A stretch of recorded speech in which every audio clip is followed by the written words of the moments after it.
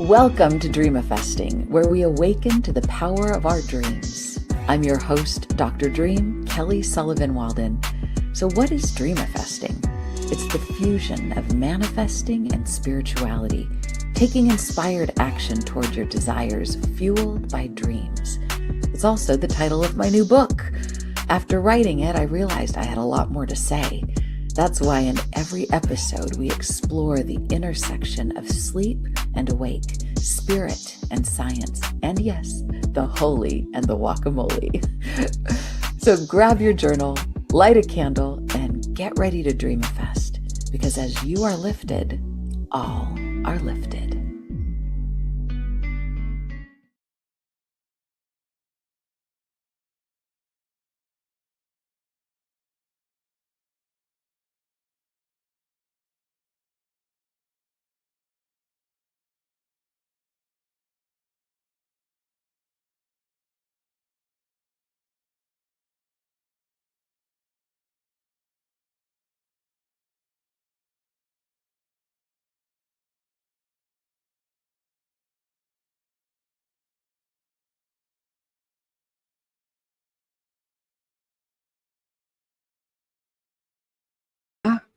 Okay, here we go.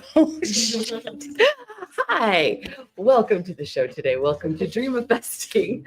I'm Kelly Sullivan Walden, and I am here live at Mystic Journey, LA, in the heart and soul of Santa Monica. And I am with Sophie Allison from Mystic Journey. Hi, Sophie. Hi. Thanks for joining. Our guest du jour is the amazing Kaila Yu. She is the author of Fetishized, a reclamation, a reckoning with yellow fever, feminism, and beauty. And it's been touted by the New York Times as what a great review New York Times gave it. It is an amazing book. So Kaila, what I know about Kaila is that she's a journalist, she travels, she is an influencer, she has a major TikTok, Instagram, and Facebook following. She's a freelance writer for the Los Angeles Times, Rolling Stone, the New York Times, Business Insider, Condé Nast Traveler, Forbes as well, Yeah. right? Yeah. Oh yeah, just Forbes. Yeah. That's Just toss that in there. Formerly, she was a model and the lead singer for the all-Asian American female rock band, Nylon Pink. So many other things. And she's just a fabulous human that I feel so fortunate to call a friend. You inspire me. So on the show, we talk a lot about dreams, but also dreamifesting, manifesting, and you're kind of the queen and the goddess of manifesting. You put your mind on something. areas. Yeah. In some areas, or some just take a little longer. Yeah. But congratulations on your debut book. Thank you. Yeah, it's so inspiring. It's so well read, and it's also so vulnerable and so powerful. So let's do a little background, shall we? Like, what will people expect? What should they expect when they pick up Fetishized? Yeah, so it's kind of a memoir-in-essays, and it goes over my personal experiences with the Asian fetish, but also digs into like the colonialist history of it. And then also a lot of the fetishy media that I grew up with and we didn't realize was super fetishy at the time, like Memoirs of a Geisha, Harajuku Girls, Fast and Furious, and more. Wendy's here. We have to give a shout out to the goddess Wendy. And it weaves it all so beautifully together as well, with going from your own memoir into those aspects of the story and the colonization, as well as the definitions of different words of what we did grow up with. Yeah, it was like supposed to be more memoir. It was always supposed to be cultural criticism more, but like when I started digging into the research, just like the information I was finding was so shocking. Some of the statistics of what the American military has been doing overseas, and then I just like researched, not to like take it into a negative mood, but like no, but we're gonna bring it around to something Okay. positive. 'Cause You've done Honest something. You've done something very positive with all of it. Yeah. So, but let's go to the nitty gritty first, and then we'll get airy fairy. so this didn't even make it into my book because like I didn't like Okinawa wasn't on my radar. But there's a military base there with 50,000 Americans, and another military soldier was accused of raping, or not accused, sentenced to 7 years for raping a like 20-year-old girl, which on its own it's like one thing, but it's another. Like there's a Right, string, just it's a another. rampant issue. Mhm. And a lot of that is happening to minors and like children, frankly. In like 1995, the Japanese, like 75,000 people came out to protest because 3 American soldiers had like viciously raped a 12-year-old girl. Oh. Like soldiers, like heroes, you know? Oh my God. Yeah. Ah, So people ask me when they start reading the book, like people being guys, like, Right. why are you bringing up the Asian fetish, like colonials? Like, it's 100 years ago. What does it have to do with like the Mm. Philippines war and like my preference for Asian women? And I can point to Okinawa and be like, it's still happening right now. Mhm. right. I wonder, I remember there was a spiritual teacher, Bhagavan Das, who's still out there. He's a kirtan teacher. He was talking in one of his, very spiritual talks about the humans and what we do to get power. Like typically men get money to get power and women get beauty to get power, to get the men. Mhm. Like we all have to do something in this sort of animal kingdom to have some leverage, to have some little toe in the ground so that we don't get forgotten, so that we don't get thrown off the island. And so what I appreciated was the cultural criticism, but there was the honesty Mhm. that you expressed about like, okay, I'm not getting any attention here, being like my au natural self. But oh my goodness, these girls are. They're getting breast enhancements, they're doing all kinds of things with their body, and they're getting the attention.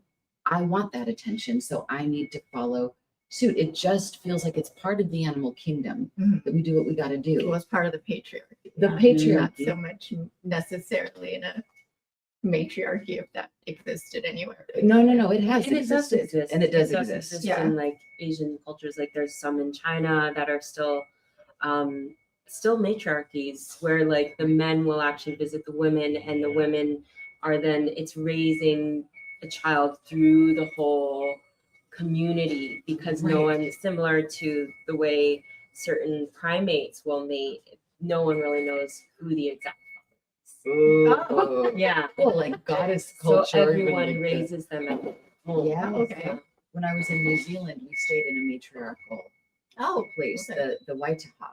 And so it's the women are all the chiefs. I mean, there is like the outer facing chief that is Te Poroho, who is a man. He kind of goes out as a spokesperson, but he has to get agreement by all the women before he's able to enact anything. So it's very empowering. There's some Mhm. places, so it's not all patriarchy. Mhm. But let's talk about that though, about how so within the patriarchy you had to define some power, Mhm. and you friggin' found it.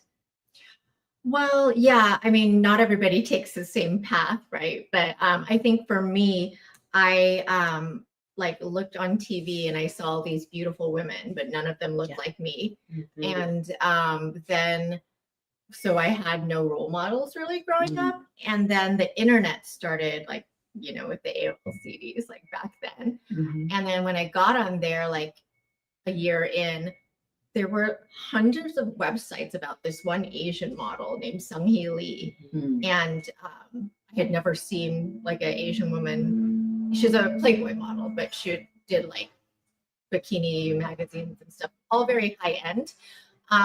But I had never seen an Asian woman like that. And I'd never seen like a bunch of men just like paying attention to her. Like I was super Mhm. invisible in high school and nobody like asked me to any dances or anything. So I was boy crazy and I Mhm. wanted attention from boys like all other girls do. Mhm.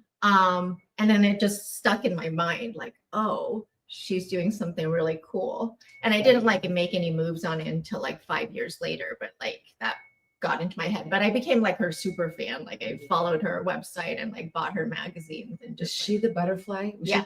So Yes. it's so funny. When I parked my car today, there was like 20 yellow butterflies. Oh, Yellow butterflies in the park. I'm like, trying to get a picture. By the time I got my camera out, they were gone. But I'm like, that's not normal. Yeah. I mean, Yeah. I'll see Yeah. some In the like city, orange or black and maybe some yellow spots, but yellow, I'm like, okay, we're on. Right? Yes.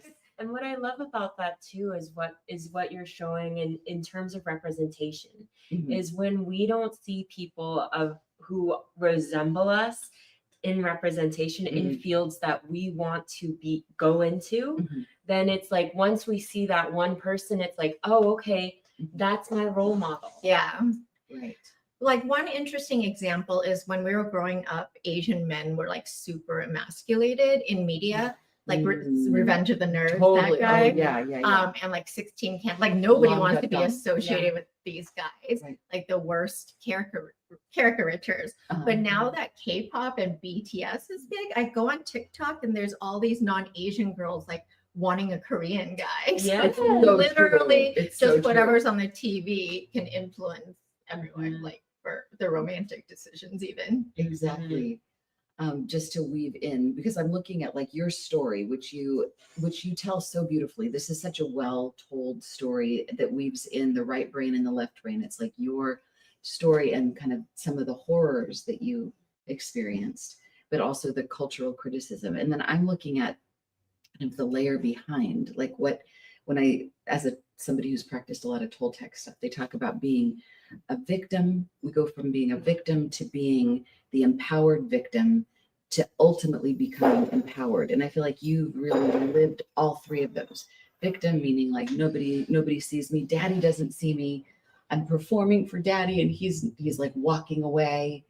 And then the empowered victim is like, in your face, guys, look at me now. Huh? And I can relate to that. Oh my God. Because I know your story too. Yeah. Yes, so, you like, you read an early version of Stripped that will at some point Very- maybe come out. Very surprising, actually. Really?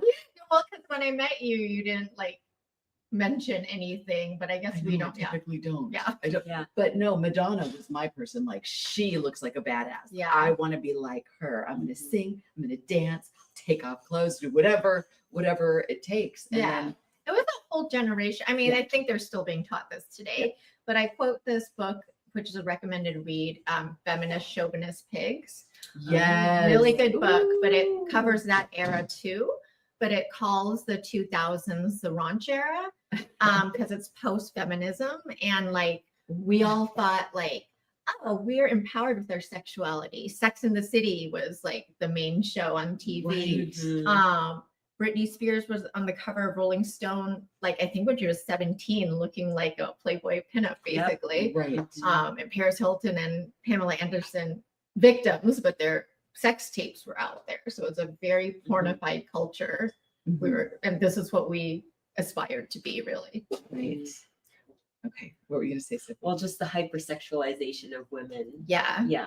And that it's so there's that within TV and media where it's like women are usually typecasted into two spheres where it's like you're either the sexualized woman or you're the mother caretaker. Mm-hmm. Yeah. And there's no real in between. There's no nuance of like independence. And both of them are for male gaze in some way, where it's like the sexualized woman is for the male to be like, oh, like desirous Right. of, and then the mother is the one who caretakes for the men. Exactly. Yeah. Exactly. So just so that we know that the arc of your story eventually ends up with the like empowered.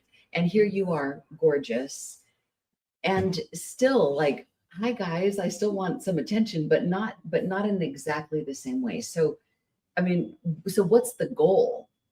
Like to be beautiful, but not for the male gaze, but for our own gaze, or where do we go from like, where do we go? I mean, I think the ultimate goal is to, and I'm not there yet, but to be like Pamela Anderson, where Right. she's like, I don't give a fuck. I'm not gonna wear makeup, and I'm Right. just gonna be me. Right. And if more women could do that, Yeah. we could like I'm not there yet. I want to be there. Yeah. At some point. Yeah. At some point. But she's like naturally gorgeous anyway. Well, that helps. Yeah. Yeah, it's not like that. I mean, and aren't we all in some way? Yeah. Well, some more than others, I guess. but I think the goal is at least to love ourselves enough to get like to give ourselves the love. I mean, you talked about like some of the self-love practices that you do to prepare for this incredibly vulnerable moment in your life. You've been a travel journalist and a food journalist and an influencer, but not like this revealed. So what have you been doing for your own self-care, self-love to be able to handle the world? I mean, you've got hundreds of thousands of people that follow you, knowing like your secrets. Yeah, a lot of preparation. As you know, a lot of recovery because I'm from recovery. So we do step work, therapy. We have like sponsors and the whole community people we're talking to all the time.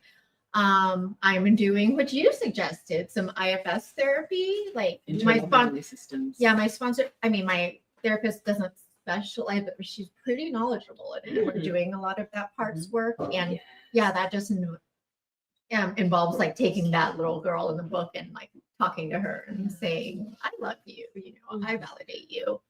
And then there's a book we were talking about, which I've been reading called Love Yourself Like Your Life Depends on It. And I've been championing that. I've been telling everybody about it. I mean, imagine the world on that book. Like, where we love ourselves like our life depends on it, because it does. I think that should be the subtitle. Yes. Because it That's friggin' a good does. subtitle, Yeah, because looking for love in all the wrong places end up kicking our ass, but we have to do it. It's like we have to.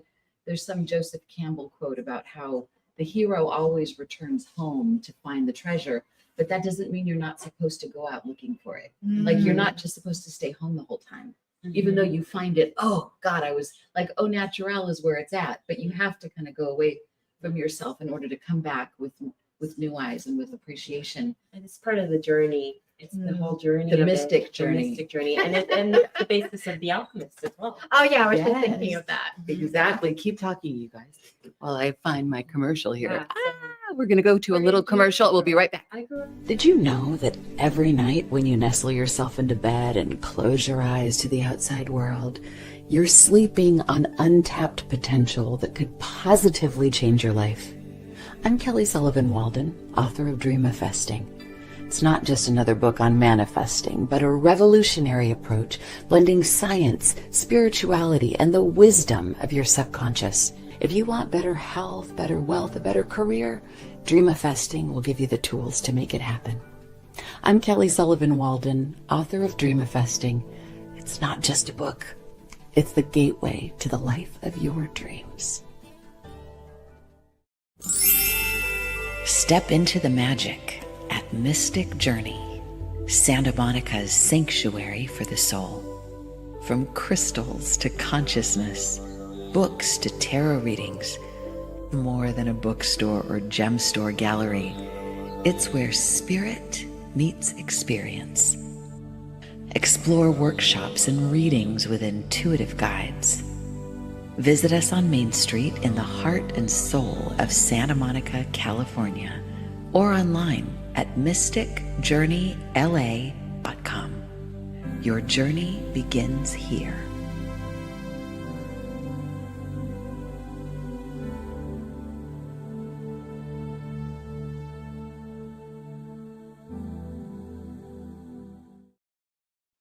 Okay, and we're back at the Mystic Journey. We're live here. We've got some amethyst crystals behind us.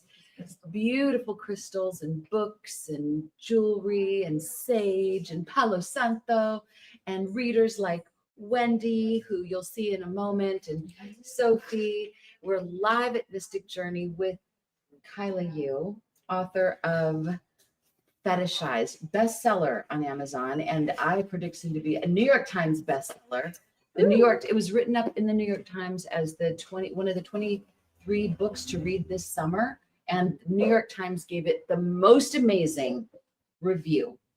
Oh my God, any memoirist would be just like, okay, can I die now? I don't want to die now. But you were there with me through the ups and downs of that. It's very stressful. Well, let's talk a little bit about the dream aspect, like the manifesting aspect. So you're also a beautiful dreamer. I took your Dreamifesting course.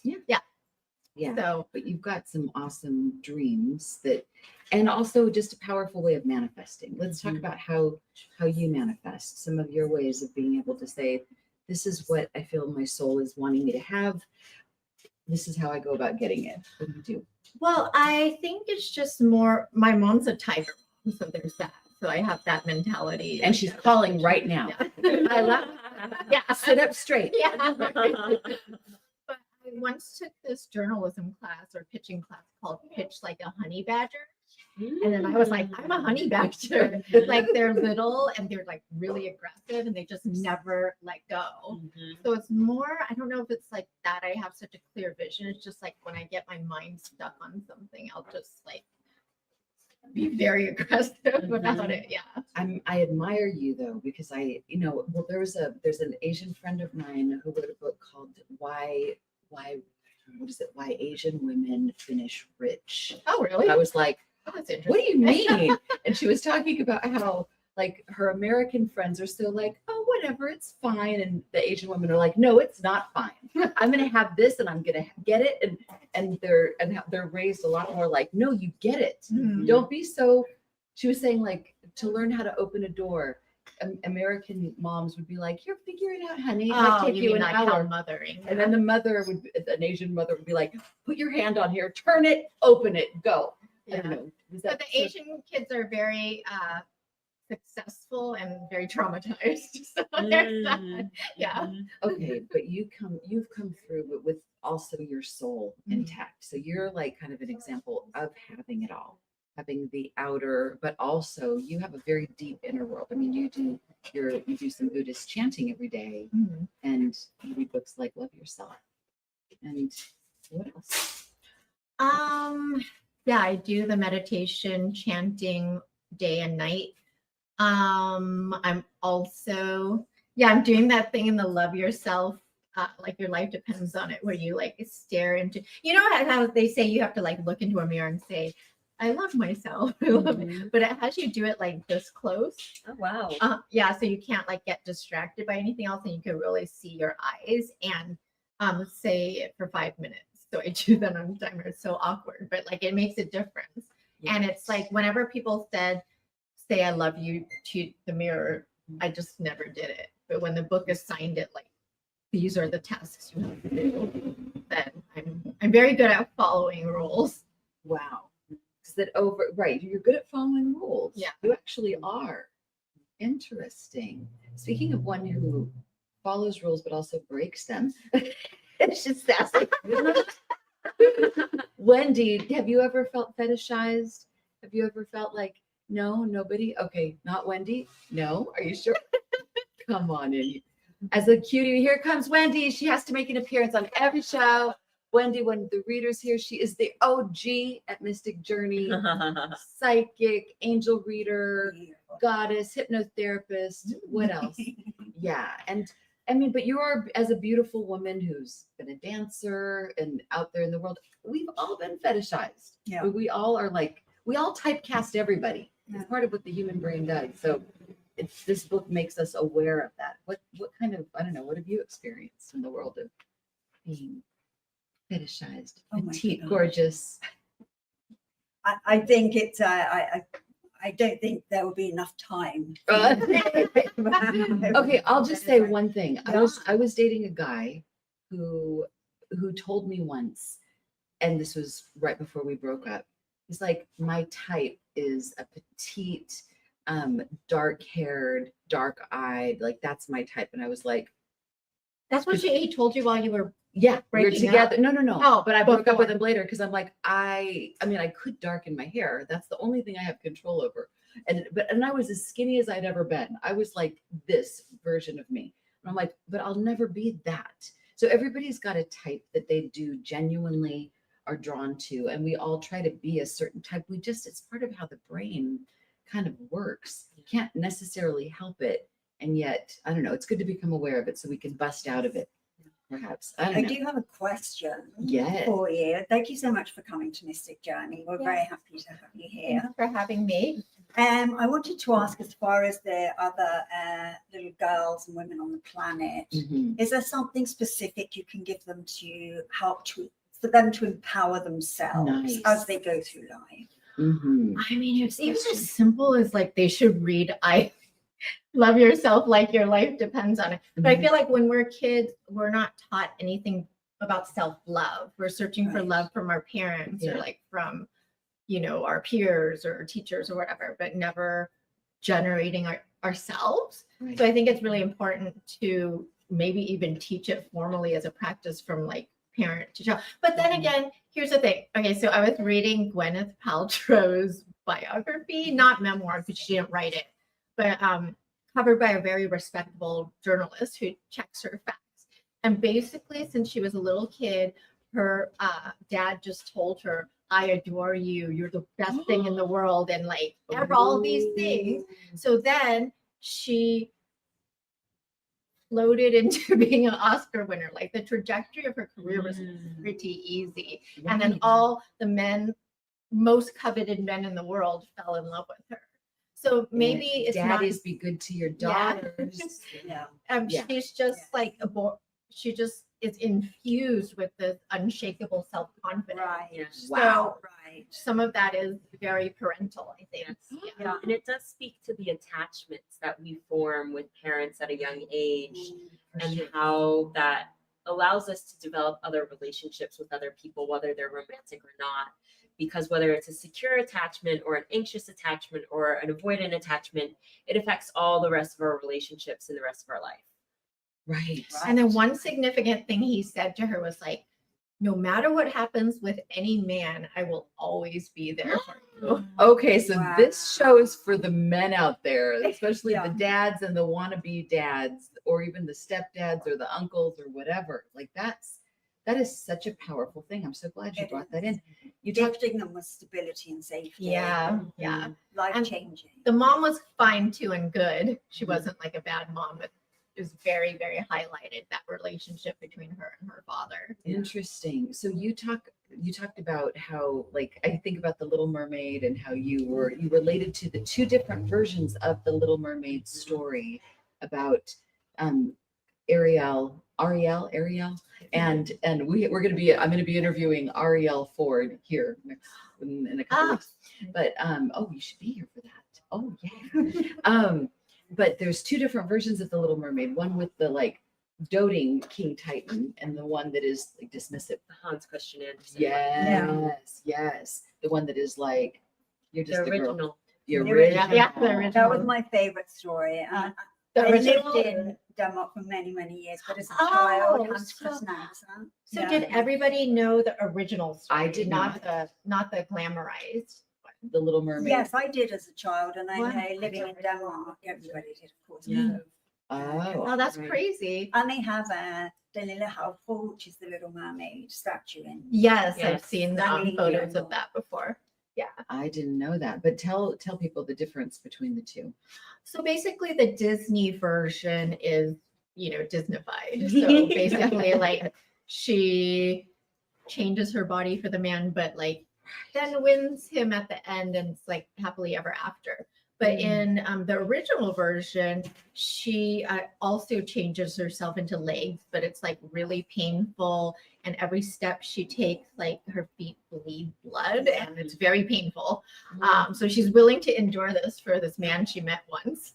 And he treats her as a little pet. He lets her sleep outside his bedroom door on a pillow or something. Pillow, velvet pillow. Yeah, and then when they get married, when he marries the witch, because they get married, he lets her like carry the witch's train. That's so nice. And what's interesting as well at the end of the story is her sisters traded their hair Oh to yeah, try yeah, and yeah. Oh get yeah. her to go back into being a mermaid. Yeah. Mhm. But then the Little Mermaid is like, I would rather turn into sea foam, which was the deal. Yeah. Was she would rather die than go back to who she was before, Mm. and would rather and go to her sisters. It was That more it was more important. about the man. Yeah, Yeah. I should have and, included that. Yeah, that's a very Whoa. Oh my goodness. Okay, I just I'm having another synchronicity alert. So there were the butterflies today. And a couple nights ago, I have to bring in a dream, at least one dream per show. I had a dream a couple nights ago about my friend Gypsy, who I also bring up on the show all the time. And she was so real in my dream. I was like, Gypsy, oh my God. And I was having this wonderful, just sitting next to her, just like you. And she said, my feet hurt really bad. I have to go back home. And I was like, okay, so so I was carrying her, and and I looked in a mirror, and in the mirror you couldn't see her. So she was like a ghost. And I was like, I was aware she was a ghost, and I was carrying her. I woke up in the morning and I was like, okay, having the visit with Gypsy makes sense, but what's up with the feet hurting? And I thought, oh, she's a mermaid. Gypsy always said she was a mermaid. And like she gave up her fins to show up here, and her feet are hurting, and she went back home, back to the sea. So anyway, all this talk about the Little Mermaid, that's not a common conversation these days, but it shows up at the beginning of your book. And it's such a powerful thing because you tell us the book is mostly about the teenager that you are, then the young adult, the pop star, the pinup model. But we start with the little girl who was obsessed with Ariel, the Little Mermaid, and Sebastian. Well, it's woven so well too, because it's about someone that the Little Mermaid who values beauty so much and the external so much that even though she doesn't have a voice, that's what she values. And I really see that in being fetishized. When we're fetishized, we're valued for, as you mentioned in the book, for our looks more than anything else, not our voice, not our independence, not our character. You're typecasted as this one thing of looking good, and that's it for the male gaze. Yes, and this dates back all the way to the 1800s, where Madame Butterfly is one of the most popular operas in the world. God. But it was based off this novel called Madame Christamine. I don't know if I'm pronouncing it right. No, but that's another way of saying butterfly. Madame. Like a crystal. Christamine. Yeah. In the book, he says, and I'm paraphrasing because I'm not going to get this right, but he says like, oh, this pretty little delicate thing. He's talking about this Asian child, really, because she's 15 or 16 that he's dating. Does she have any thoughts in her head? Probably not, but what do I care if she does anyways? Right. I mean, he says it more poetically, but that's basically what he It's says. kind of like the Stepford idea, the whole story, like they just are here to look good, be good, and that we don't need anything else if we have that. But then dystopian, because ultimately, that to be with somebody.